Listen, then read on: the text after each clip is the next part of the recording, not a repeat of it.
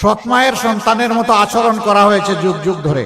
18 কোটি মানুষের টাকা 18 কোটি মানুষের জন্যই ব্যয় করা হবে ইনশাআল্লাহ। সম্মানিত ভাইরা, এই হবিগঞ্জ আমি শুনেছি এইটাও সন্ত্রাস কবলিত। আপনারা কি চান এই হবিগঞ্জ আর সন্ত্রাস কবলিত থাকুক? যদি না চান তাহলে 12 তারিখ আপনারা সিদ্ধান্ত জানাবেন ইনশাআল্লাহ। যারা সন্ত্রাসের বিরুদ্ধে দাঁড়াবে তারা ন্যায় ইনসাফের পক্ষে ভোট দেবে, আর যারা সন্ত্রাসকে লালন করবে তারা অন্যদিকে ভোট দেবে। এই হবিগঞ্জ আলহামদুলিল্লাহ আল্লাহর অপূর্ব নিয়ামতে ভরপুর। এখানে হাওড় বাওড় বিল বাদর নদী নালা মৎস্য সম্পদ প্রচুর। এখানে খনিজ সম্পদ আছে,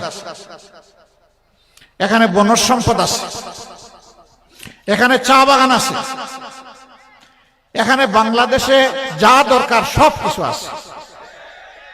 কিন্তু হবিগঞ্জে যদি কেউ চলাফেরা করে বিবেক দিয়ে বলবে এটি আমার বাংলাদেশ নয়। সৎ মায়ের সন্তানের মতো আচরণ করা হয়েছে যুগ যুগ ধরে। কি বুঝলেন ভাই? অনলি যেটাই চাই। এই ধারা আমরা পাল্টে দিতে চাই ইনশাআল্লাহ। আমাদের অঙ্গীকার, যে এলাকাকে যত বেশি বঞ্চিত করা হয়েছে আল্লাহ তাআলা আমাদেরকে দেশ পরিচালনার সুযোগ দিলে ওই এলাকা থেকেই সর্বপ্রথম আমরা উন্নয়নের কাজ শুরু করব। আমরা কারো উপর বেইনসাফি করব না। যার যেটা পাওনা তার ঘরে সেটা পৌঁছে দেওয়ার চেষ্টা করা হবে। এই টাকা আমরা যদি সরকারে যাই, এটা আমাদের বাপ দাদার টাকা নয়। এই টাকা 18 কোটি মানুষের টাকা। 18 কোটি মানুষের টাকা 18 কোটি মানুষের জন্যই ব্যয় করা হবে ইনশাআল্লাহ। এখানে মেডিকেল কলেজ হয়েছে, এখনো পূর্ণাঙ্গ হাসপাতাল হয়নি, নিজস্ব ক্যাম্পাস গড়ে ওঠেনি, দাঁড় করা ক্যাম্পাসে চলছে। দিন তো অনেক চলে গেল, বছরও অনেক চলে গেল। আমরা নাকি সিঙ্গাপুর হয়ে গেলাম, তারপরে আমাদের হাসপাতালটা এমন থেকে গেল কেন?